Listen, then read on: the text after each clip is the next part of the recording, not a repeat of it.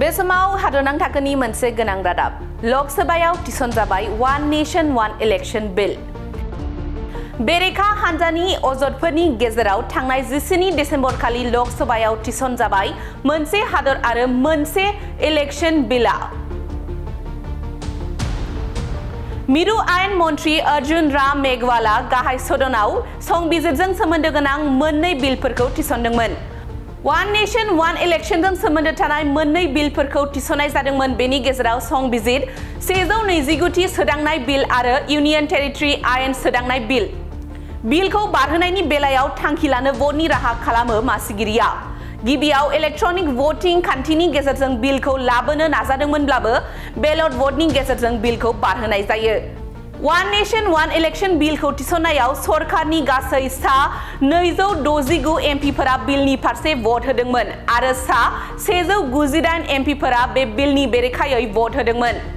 नाथाय बेरेखा एमपिफोरनिफ्राय मदद होगिरि एमपिफोरनि बांसिन भट मोननानै बे बिलखौ थिसननाय जायो।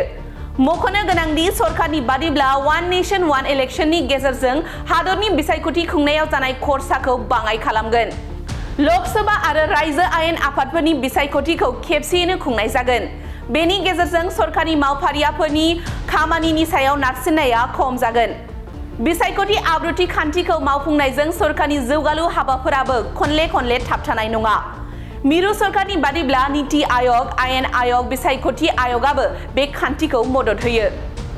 जुदि बे बिलखौ रायजो सभायाव बारहोनाय जागोन अब्ला बे खान्थिया हादराव माब्ला गोहोम गोग्लैगोन थारैनो बे सोंलुआ सुबुंफोरनि गोसोआव। बे समाव हादरनां थाखोनि मोनसे गोनां रादाब लकसभायाव थिसनजाबाय वान नेशन वान इलेक्शन बिल। बेरेखा हान्जानि अजदफोरनि गेजेराव थांनाय 14 डिसेम्बर खालि लकसभायाव थिसनजाबाय मोनसे हादर आरो मोनसे इलेक्शन बिलआ।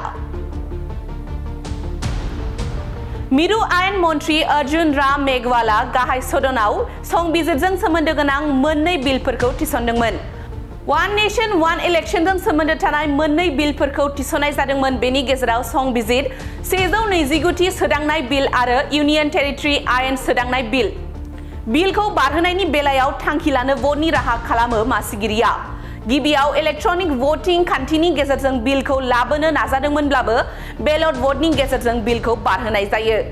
वान नेशन वान इलेक्शन बिलखौ थिसननायाव सरकारनि गासै सा 269 एमपिफोरा बिलनि फारसे भट होदोंमोन आरो सा 198 एमपिफोरा बे बिलनि बेरेखायै भट होदोंमोन।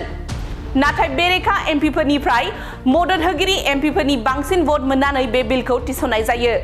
मख'नो गोनांदि सरकारनि बादिब्ला वान नेशन वान इलेक्शननि गेजेरजों हादरनि बिसायख'थि खुंनायाव जानाय खरसाखौ बाङाइ खालामगोन। लकसभा आरो रायजो आयेन आफादफोरनि बिसायख'थिखौ खेबसेयैनो खुंनाय जागोन। बेनि गेजेरजों सरकारनि मावफारियाफोरनि खामानिनि सायाव नारसिननाया खम जागोन। बिसायख'थि आब्रुथि खान्थिखौ मावफुंनायजों सरकारनि जौगालु हाबाफोराबो खनले थाबथानाय नङा। मिरु सरकारनि बादिब्ला नीति आयोग, आयेन आयोग, बिसायख'थि आयगाबो बे खान्थिखौ मदद होयो। जुदि बे बिलखौ रायजो सभायाव बारहोनाय जागोन अब्ला बे खान्थिया हादराव माब्ला गोहोम गोग्लैगोन थारैनो बे सोंलुआ सुबुंफोरनि गोसोआव।